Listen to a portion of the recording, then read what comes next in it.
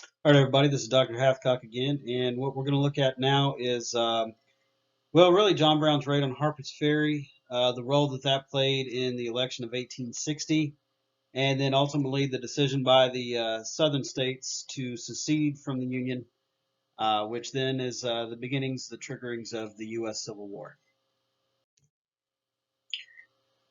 All right, so the last we talked about our friend John Brown, he was out in the Kansas Territory, ritualistically hacking off people's heads on their front porch with a machete. You'll recall I told you that he took off. He ran out of Kansas. He didn't stop running. Hold on. He didn't stop running till he got all the way to Massachusetts and Boston. And from there, he was hiding out, sleeping in attics and basements and things like that. He was a wanted man. And while he was on the run, he was reflecting on life, growing that amazing beard that you see there on the left-hand side. And John Brown came up with this idea that's forever known as his raid on Harper's Ferry. All right, Harper's Ferry is in Virginia, and it just so happens to be the location of a federal arsenal there in 1859. This is where the U.S. Military stored its guns, shot, powder, muskets, all that sort of stuff. So John Brown's idea here was to take the train into Harper's Ferry, and then along with some loyal followers, they would seize the arsenal by force, gather all the weapons out of that arsenal, then use those weapons to free local slaves, and in that sense, build up an army of freed slaves. That as it moved forward, it would free more slaves, give them weapons. They join their crusade, and they would just tear across Virginia, freeing slaves and giving them weapons and creating an army. Later under trial, Brown said that when his army got big enough, never really gave a number there, he just said that when his army got big enough, his plan was to head off into the Appalachian Mountains, use that as a base of operations, and then one by one attack into the South until slavery was eradicated and all the slaves were free. I give the guy an A for effort. This is massive thinking on his part. The pulling it off, though, is what proved to be the trick. But you know, John Brown and his followers did take a train into Harper's Ferry, Virginia. They did surprise and overwhelm the federal arsenal located there in the town. Nobody really saw this coming. But then after that, everything fell apart, and the rest of the plan just did not materialize after capturing the federal arsenal. In fact, the train that took him to Harper's Ferry, its next stop was to go on down the road to Washington, D.C. And as the train left the station, they arrive in D.C. and they tell the authorities, hey, look, there was a dust up back in Harper's Ferry. You guys might want to go see what that's about. The train that took him into Harper's Ferry is the same train that alerts the authorities something's going on back there at the arsenal at Harper's Ferry. Well, John Brown did capture that arsenal, but that was the extent of his plan. People there in Harper's Ferry came out, good old boys with muskets, shotguns, and pistols, and they shot at Brown and his men.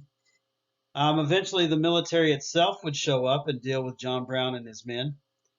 At some point in all the fighting, John Brown and his men tried to break out from the arsenal. Carrying weapons with them, they tried to break out. But they only got as far as a fire station nearby. They called it an engine house back then. But John Brown and his men take refuge in this firehouse. They're getting shot at from all directions by the locals. John Brown and his men just sort of are surrounded, and they decide to make a last stand right there in that engine house. Meanwhile, back in Washington, D.C., the government decides to respond. There's a detachment of Marines there in Washington, D.C. that could be sent back to Harper's Ferry, but their commanding officer is on leave at that moment. So there happens to be a U.S. Army officer who lives not too far away in Arlington Heights, Virginia.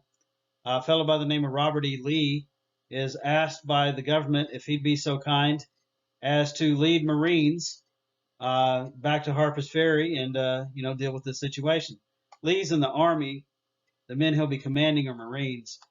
They can work past all that. But they get on a train. They travel back to Harper's Ferry. Lee, when he arrives, assesses the situation. He orders that some of the Marines pick up a ladder, use it as a battering ram, and charge in to knock down the door. Once that happens, the other Marines are going to come in guns ablazing. And it's not much of a firefight after the door goes down. Some of the Marines are wounded and killed. Most of John Brown's followers are wounded and killed. But John Brown himself is taken prisoner. He was shot. He lost the use of his legs. He was paralyzed when he was shot. But he would stand trial for his actions and for what he had done. So John Brown's raid on Harper's Ferry is not successful. It ends with his being captive, his being paralyzed. And in the trial to come, it just consumed the nation. North, south, everywhere, people were just every day wanting to buy the latest copy of their newspaper, wanting to know how it was unfolding in Virginia with the trial. And John Brown, for his part, knew that he would be found guilty. He knew that he was going to be hanged. He was be executed for what he had done. So really, John Brown just used the trial as an opportunity to talk about the evil of slavery, to, just kind of, I don't know, talk to the people of the North about this great reckoning that had come. And in his trial, he did say that a great reckoning was upon our land. And he said that God was going to judge the country guilty of the sin of slavery. And Brown said that our country was about to face a war, God's reckoning for the sin of slavery. It's kind of eerily prophetic the way he played that out. But at the end of the day, John Brown was found guilty of inciting a slave insurrection. In October of 1859, he was hanged. He was summarily executed for what he had done. And in the North, people held candlelight vigils in his honor. Church services held special services after he had been hanged. And up north, there were people crying and holding commemoration events in his honor. Frederick Douglass said that John Brown was the most radical of us. He said that Brown could give his life for the destruction of slavery. But Douglass himself had to live, had to endure, and had to fight. So up north, they're holding candlelight vigils and they're crying over the execution of John Brown. Meanwhile, down south, folks are a little upset about all this. First of all, Southerners are upset that people up north are crying about this. The Southern mentality is, are you kidding me? This guy wanted us dead. He wanted to cause our slaves to rebel against us and shoot us dead. So, okay, people up north are crying over this. It just doesn't make any sense to the South. And Southerners really in these moments are saying, what are we doing in this country? We're really not a part of this nation. If people up north are crying over the execution of this guy. And people down south came to believe that this was just the tipping point, that this was just the first move. Southerners came to believe that in the months to come, other crazy abolitionists would try the same thing, that this was sort of an idea, a plan that Brown had put into motion that others would try to carry out. That this time it was Virginia, but the next time it could be some crazy abolitionist comes down to Tennessee, tries to give our slaves guns and get them riled up and rebelling and turning against us. This is a true statement. In the wake of John Brown's raid, Southern states began to form militia units. They began to prepare and train for the possibility of an abolitionist attack. Now, an abolitionist army never came. That attack never came. But the South was ready for the Civil War when it broke out. The South got a leg up. It got a head start by training those militia units and getting ready for the fight to come. The real hotheads down in the South, they actually have a name. They're called the Fire Eaters. There were a lot of people down in the South, the so-called Fire Eaters. They were ready to secede right then and there. Folks up north are crying about all this. It's time to leave. And there was a pretty vocal section of the South that demanded secession right then and there in the fall of 1859. Cooler heads did prevail temporarily, though. What a lot of Southerners said to these fire eaters was, "Hey, look, brother, I feel you, and I'm pretty upset too. But I kind of want to wait and see how this next presidential campaign works out. I want to wait and see who wins the presidency in 1860. And if I don't like the way that goes, I'm with you, brother. If this next campaign for president doesn't play the way I want it to play, then I'm with you. It's time to secede." So the so-called fire eaters were ready to walk out after John Brown's raid on Harper's Ferry. They were ready to secede. But the majority of people living in the South, they did want to wait. They did want to see how the election in 1860 would play out.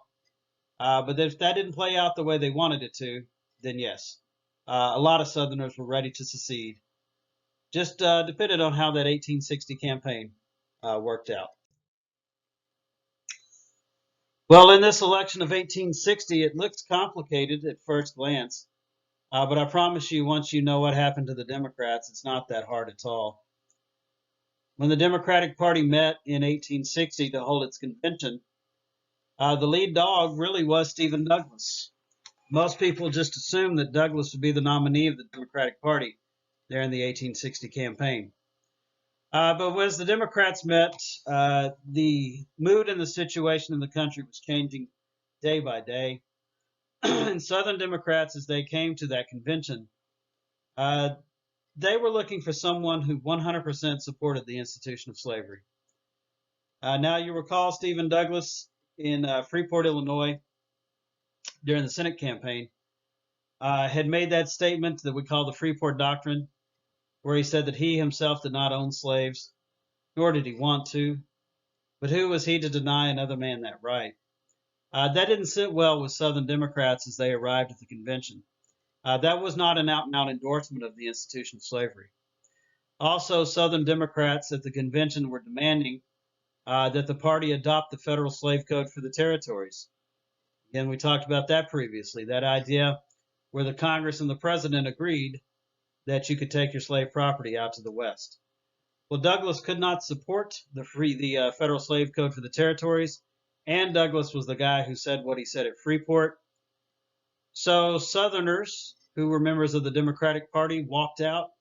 They left the convention in protest. They just turned their backs on the whole thing and walked away. And in that moment, the Democratic Party was split over the institution of slavery. And it really is the institution of slavery that caused the Democratic Party to break here. Specifically, that call for a federal slave code for the territories, protection of slavery out to the West. Well, Northern Democrats begged Southerners to come back. They hoped they'd change their mind. They never did. Northern Democrats went on ahead and formed their own party with Douglas as its nominee. About a month later, Southern Democrats held their own convention, and they would nominate John Breckinridge of Kentucky as their nominee for president. Breckinridge, in that moment, was the vice president of the United States. He was himself a slaveholder, and he was exactly what the South was looking for in a presidential nominee, somebody who was 100% an endorser of the institution of slavery. Well, the Democrats also broke off into a third group, and this third group called itself the Constitutional Union Party. John Bell of Tennessee was their nominee for president of the United States, and this was sort of like the middle states, Tennessee type areas, who were basically saying to the Democratic Party, look, we need unity at this time. We got to stay together here. And they were hoping that they could get North and South to reconcile, to come back, to form a united Democratic Party. John Bell said that the Constitution was the only thing that could save the country. That's why it's called the Constitutional Union Party. But it didn't work. The Southern Democrats didn't come back. So the Democratic Party split itself into three groups in 1860. Northern Democrats supporting Douglas, Southern Democrats supporting Breckinridge, and these Constitutional Union moderate guys who are going with John Bell. And truth be told, they just made it that much easier for Abraham Lincoln to win the campaign in 1860. Going into the Republican convention, it looked like William Seward would be the nominee of that party. But boy, Lincoln was such a great public speaker, and he really seemed like more of a moderate compared to Seward. And Lincoln was a rising star after that 1858 Senate campaign. So Abraham Lincoln will become the nominee of the Republican Party in 1860.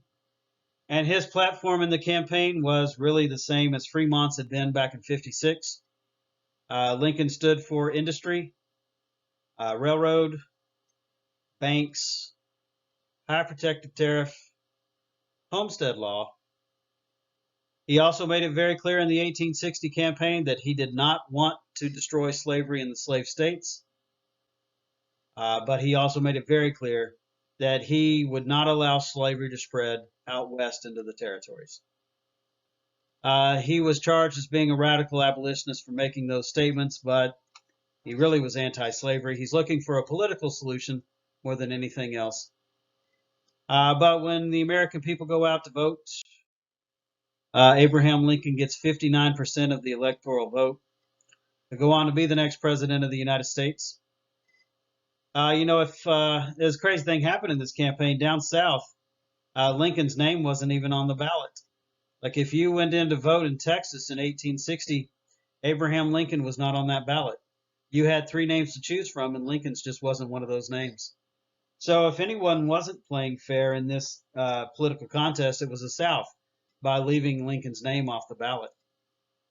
In spite of that, he still goes on to win the presidency with 59% of the electoral vote.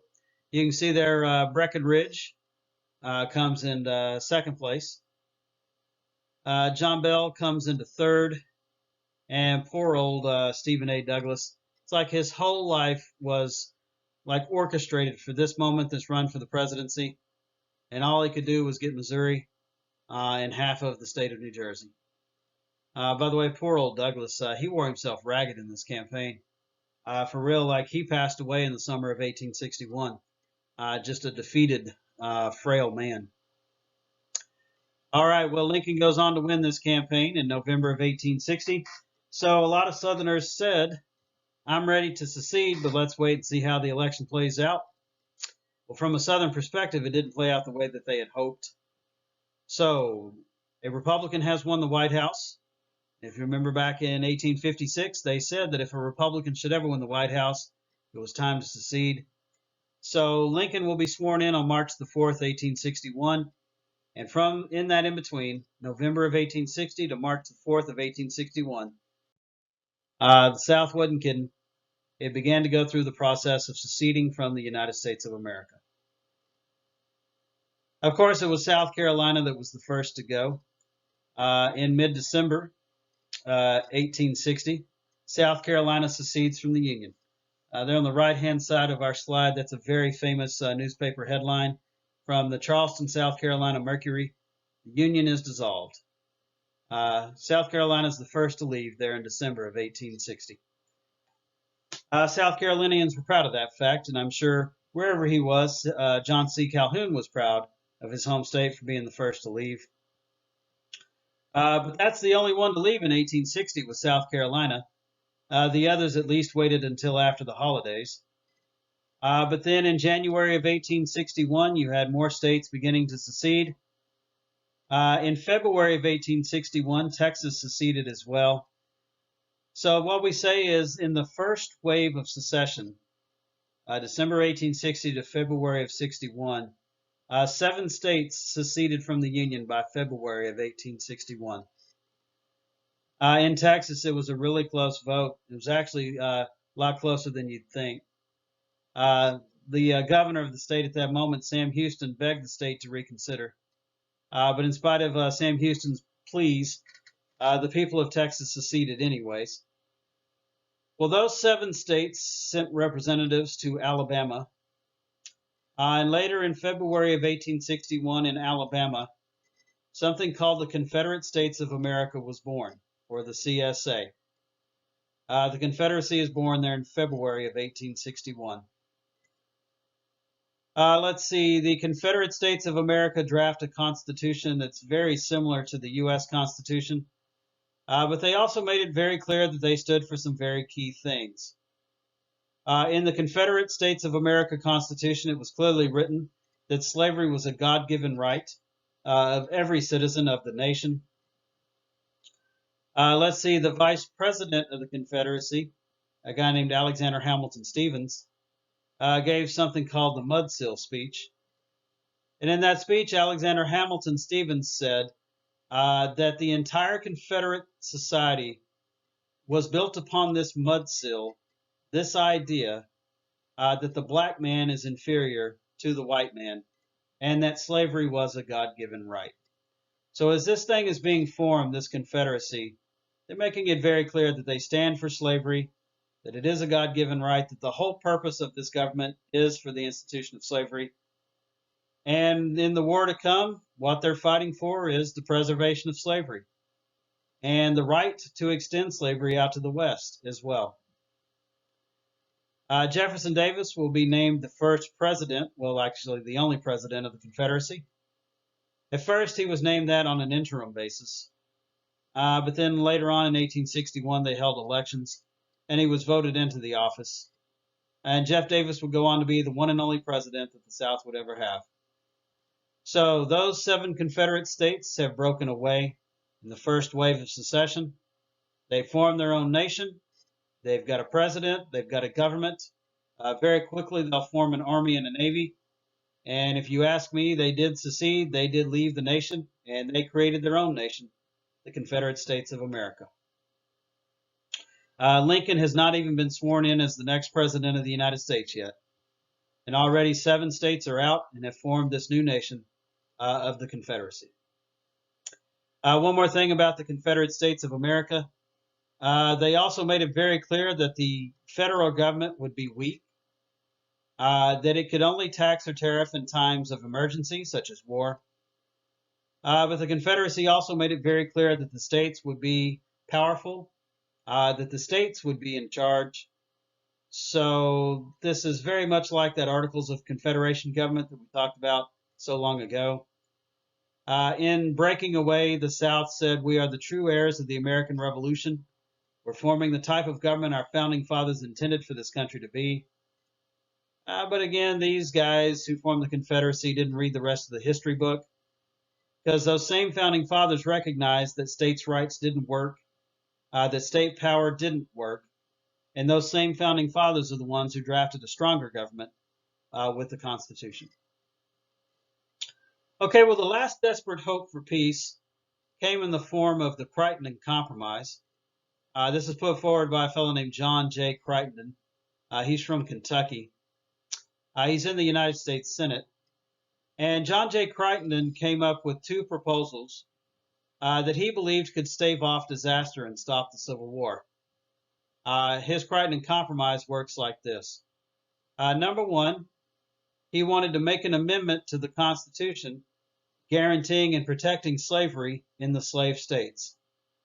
So point number 1 of the Crittenden Compromise is a protection of slavery in the slave states. Had that passed, it would have been the 13th Amendment to the Constitution. And under this scenario, the 13th Amendment would have guaranteed and protected slavery in the slave states. But as history plays out and as the war happens and after the war, the 13th Amendment is actually the amendment that eradicates slavery and makes it illegal. So that 13th Amendment was going to be about slavery, either defending it or getting rid of it. And thankfully, history plays out in a way that the 13th Amendment is what fully eradicates slavery from the United States. All right, well, point number 2 to Mr. Crichton's compromise plays like this. He says, let's take a 3630 line out to California. California is a free state. You can't go across that. But let's take the 3630 line all the way out to the border of California. The territories north of 3630 will be free soil, and the territories south of 3630, that'll be set aside for slavery. There were actually a lot of Southern politicians who liked this idea. Southerners were saying, if this were to pass, this could stop the war. But it turns out Abraham Lincoln was not a fan of the Crittenden Compromise. And President Lincoln is actually the guy who killed this last desperate chance for peace. But here's what Lincoln had to say. Lincoln was not opposed to that 13th Amendment. Lincoln said, in the election, I made it very clear I wasn't out to destroy slavery in the states. So Lincoln could accept part number one of the Crittenden Compromise. He could accept a 13th Amendment that protected slavery. But, he said, I cannot accept extension of the 3630 line out to California. Lincoln said, I made it very clear to those who voted for me that I would stop the spread of slavery west into the territories. If I accept the 3630 line, then I'm allowing for slavery to spread out west into the territories. So the Crittenden Compromise did not pass. It did not come to be, largely because President Lincoln, well, he's actually president-elect at this point, but he made it clear that when he became president, he could not accept a 3630 line out to the southwest and the extension of slavery to the southwest out into the territories. So that when March the 4th, 1861 rolled around, Abraham Lincoln traveled by train at night to arrive in Washington, D.C. It's kind of sad. He had a lot of death threats against him.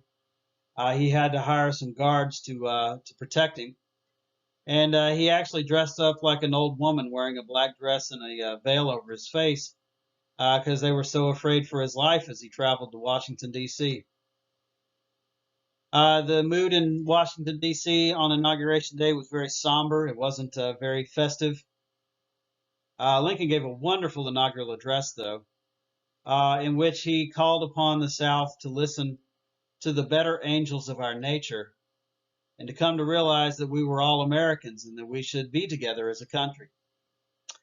Lincoln also made it very clear in his first inaugural address that he would not fire the first shot, that if there was to be a war, it would be started by the South. They would be the aggressor.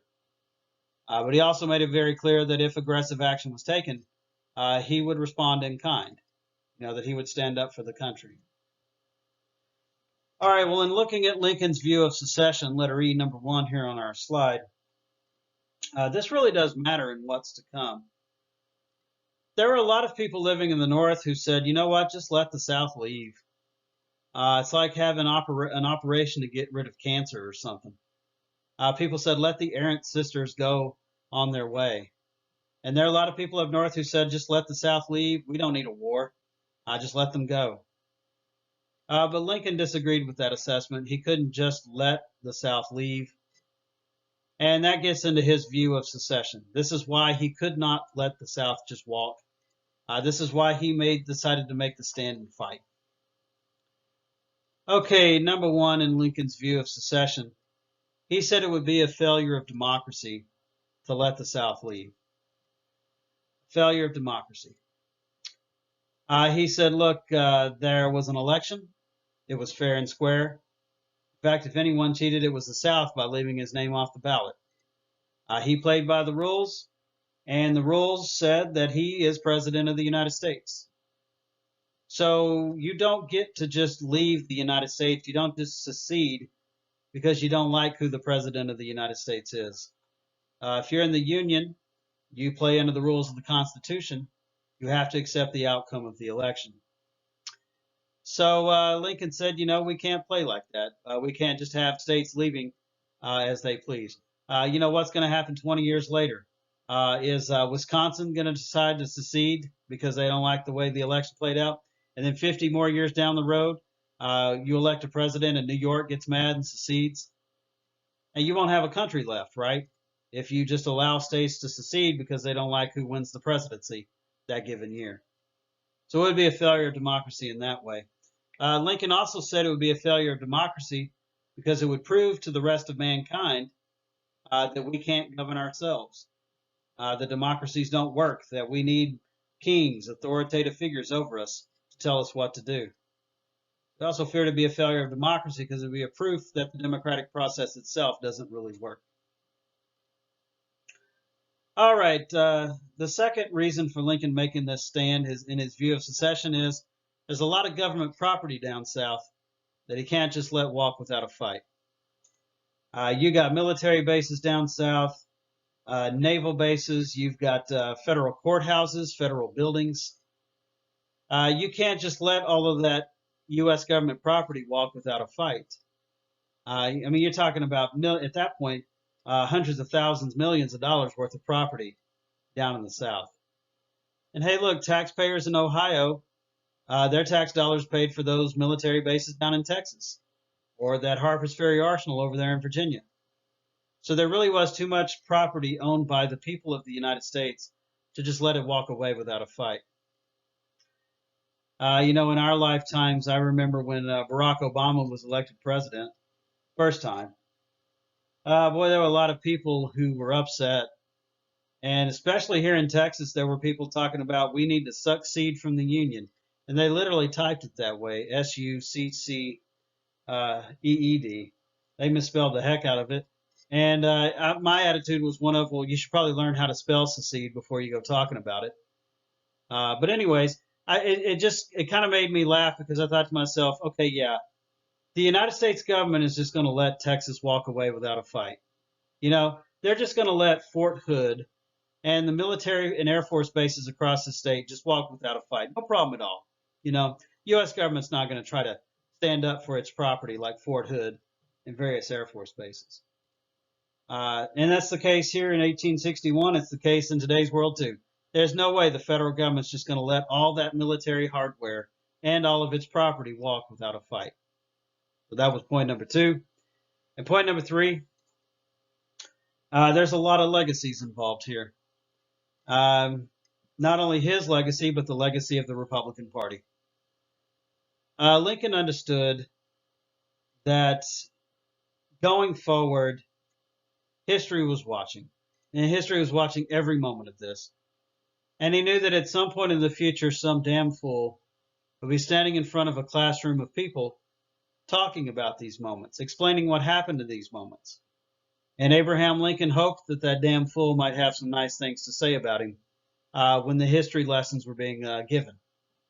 Well, I can tell you that this damn fool has a lot of nice things to say about Abraham Lincoln, not the least of which is he fought for our country. He fought for preservation of the Union, of keeping the nation together. So he is not remembered as the president who did nothing in the face of secession. That's James Buchanan. And if you'll recall, I told you he's considered to be one of the worst presidents the country's ever had.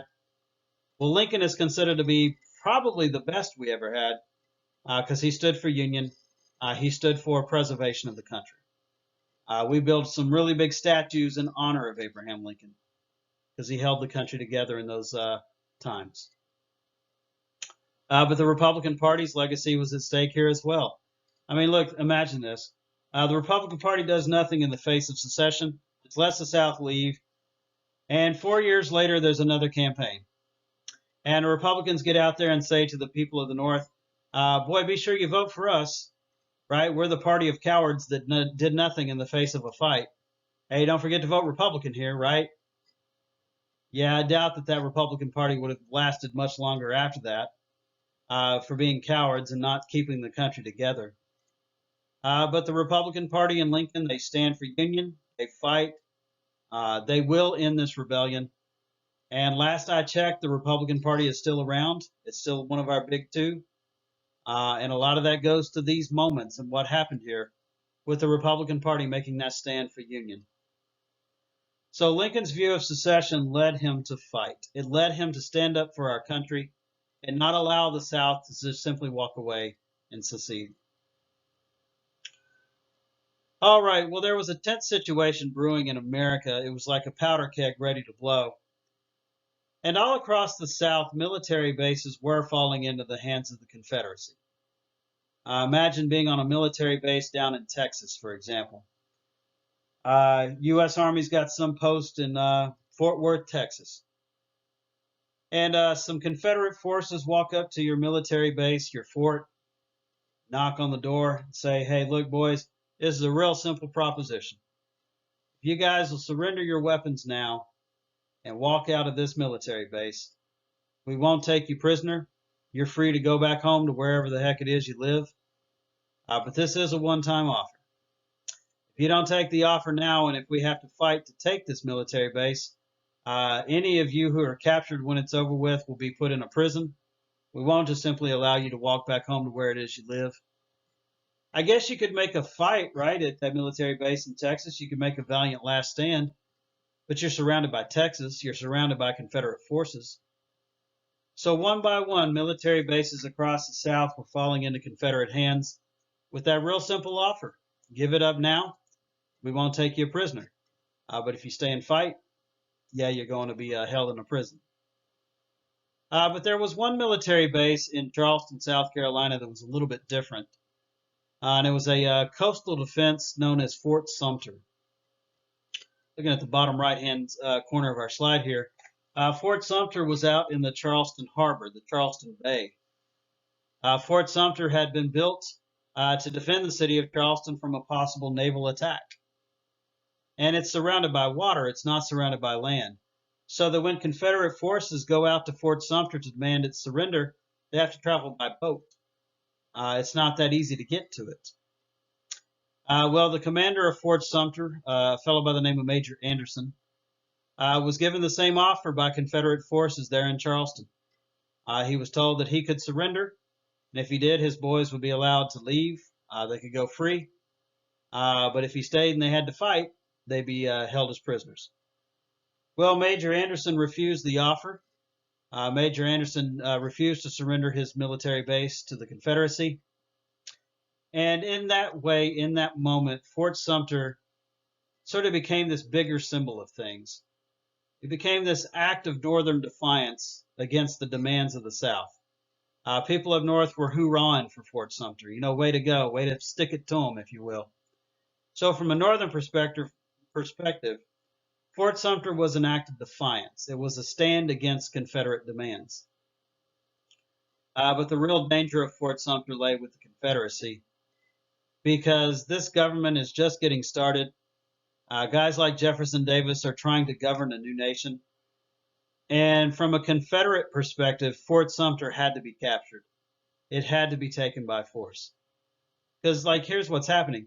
If you can't take one military base, one fort in the Charleston Harbor, yeah, you might want to rethink this whole taking on the entirety of the Union Army. Because if you can't take a military base, what are we doing? You know, why are we making this stand? Fort Sumter would be proof to people living in the Confederacy that this government knew what it was doing, that it could fight, and that it could win.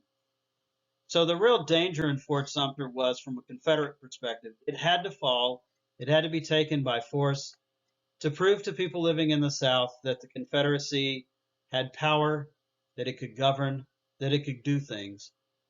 Because for real, if you can't take this base, yeah, good luck with the Union Army when it heads your way. Well, in April of 1861, the Confederates there in Charleston Harbor opened up fire on Fort Sumter. They started firing at 4 o'clock in the morning, of all things. That's a tough way to wake up there in Charleston to the sound of cannons going off. But there at 4 o'clock in the morning, as those guns were firing on Fort Sumter, the U.S. Civil War started there in April of 1861. You might recall previously I told you so many wars have started in April.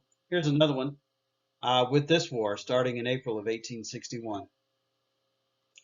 After 36 hours of heavy bombardment, Fort Sumter raised the white flag. Major Anderson, he asked for a ceasefire because to that point none of his men had been killed. They were low on shot, they were low on weapons, but none of them had died. In fact, the only casualty at Fort Sumter was a donkey. The poor animal got hit by a cannonball and blown to smithereens. But that's the only casualty at Fort Sumter is a donkey. The Union forces inside the military base do surrender. And that's enough from Abraham Lincoln's perspective. Shots have been fired. The South is the aggressor. They have started this war. It's always fascinating to me. I know that people of my grandfather's generation used to call the Civil War the War of Northern Aggression. Yeah, the problem is, though, it was Southern aggression that started this thing. But anywho, those are details. But with the firing on Fort Sumter, Lincoln declares war. President Lincoln calls for volunteers for an army of invasion to march into the South and to end this rebellion that's taking place down there. So with Fort Sumter, President Lincoln declares war, and he's creating an army of invasion to end this rebellion down in the southern states. Well, shortly after the firing on Fort Sumter, other Confederate states began to make their decisions and their moves. In what's called the second wave of secession, those purple states that you see there on the map, Virginia, North Carolina, Tennessee, and Arkansas, they decided to secede as well, shortly after Fort Sumter had taken place. Those four states felt that Lincoln was being too bold and too aggressive. They felt like, firing on a military base did not necessitate an invasion of the entire South. So those four slave states will join the Confederacy. And with that second wave of secession, you complete the process of secession. There were 11 states that formed the Confederacy. Not every slave state left, though. Let's see, you can see those states there in yellow, the so-called border slave states. Missouri, Kentucky, Maryland, and Delaware, they all stayed loyal. West Virginia broke away from Virginia later on in the war. But when the war started, there were four slave states that never did secede from the Union. Missouri, Kentucky, Maryland, and Delaware never did leave. Now, just real quick to explain what happened. In Missouri, they held a vote. It was a really close vote, but more people voted for staying with the Union than leaving in Missouri. So through the vote, the people of Missouri sided with the North, sided with the Union. The governor of Missouri didn't like that decision. He formed his own army, went to war with his own state, but the governor's army, which was very friendly to the Confederacy, was defeated. The governor himself was made to run away afraid for his life. The governor of Missouri ran all the way to Austin, Texas, for God's sakes. He rented himself a little room on the streets there in Austin. He had a sign up that called himself the true government of Missouri. I'm sorry, man, if you're located on the street of Austin, Texas, you're not the true government of Missouri, So Missouri held a vote. A little war broke out in Missouri to decide its fate. But the people of Missouri will stay loyal to the Union. In Kentucky, they wanted to stay out of this altogether. They tried to proclaim neutrality. They didn't want to fight for the North or the South. But the problem for Kentucky is she has a lot of rivers. And the Confederacy kept using those Kentucky rivers to go from Tennessee to Virginia and all points in between. In Kentucky, they kept demanding that the Confederacy leave them alone and stop using their rivers. Confederate forces used them anyway. So Kentucky said, to heck with y'all, declared for the North and stayed loyal to the Union to fight on the side of the North against the South. Maryland, of the states I'm talking about, Maryland would have seceded if given the chance. Most of her population was sympathetic to the Confederate cause, and there were people in Maryland who were ready to vote for secession. But President Lincoln never gave those people in Maryland the choice. He sent the U.S. Army into Maryland and basically held the state at gunpoint because he could not allow Maryland to secede from the Union. It's kind of hard to see on this map that I have here, but I promise you, Washington, D.C. is right on the border of Virginia and Maryland. So if Maryland secedes from the United States, our nation's capital is behind enemy lines. Washington, D.C. is behind enemy lines there with Maryland and Virginia. So Maryland never got a chance. She never got a choice. She was held by gunpoint so that the nation's capital could connect through Maryland to Pennsylvania to the northern states. So yeah, Maryland never got that chance to secede. Delaware, it's Delaware. There weren't that many people living there then, now, ever. Delaware never really considered seceding from the Union anyways. There really weren't a lot of slaves in Delaware at that time. So Delaware just simply chose not to leave the Union.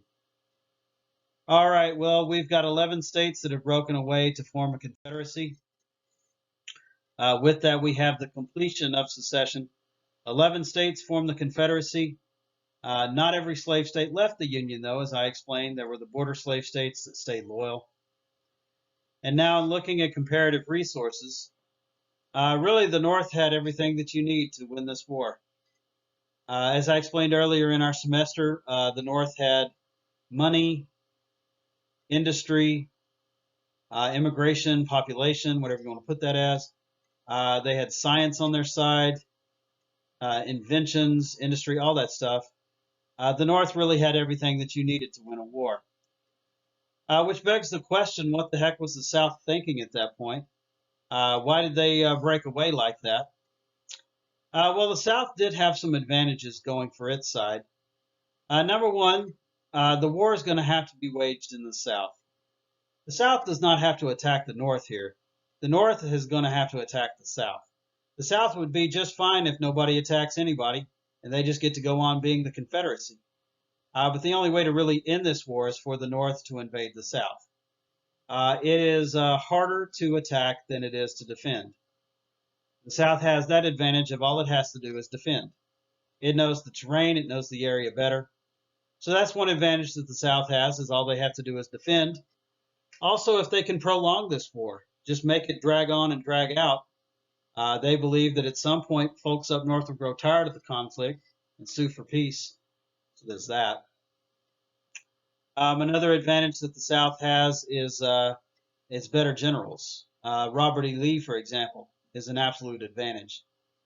Lee is worth a lot of different factories. Lee alone really is the reason why the war lasted 4 long, god-awful years. So the South did have better military leadership, especially early on. But that too will start to turn in the middle of 1863 with the emergence of Ulysses S. Grant there in the summer of 1863. All right, the last point to look at here is the diplomatic situation. The South tried everything it could to get Europe involved in this war. The southern states were willing to offer Europe free cotton, cheap cotton, anything they could in exchange for recognition, weapons, support. An alliance would be awesome. You know, if they could get the British Navy involved in this thing, that would be a blessing. So the southern states really did try to get Europe heavily involved in this war. There were talks that took place there. There were talks between the Confederacy and England and France, for example. And there was real talk in England about possibly allying with this Confederate cause. But then on January the 1st, 1863, something called the Emancipation Proclamation kicked in that day. With the Emancipation Proclamation, the war was no longer just about a rebellion. January the 1st, 1863, with the Emancipation Proclamation, the Civil War is now a war about destroying slavery. And once Lincoln elevated the cause of the war to the destruction of slavery, Europe backed off completely from this conflict. Europe doesn't want anything to do with it once it became a war about the destruction of slavery. So the South really did try to get Europe involved. They made all kinds of offers and things like that. But at the end of the day, the European powers do back off of this conflict, especially once the Emancipation Proclamation is in effect. Europe sees this as an American war for Americans to determine their fate. All right, so with this, we have the beginnings of the Civil War. 11 states have seceded from the Confederacy. President Lincoln is putting together an army to invade into the South and end this rebellion.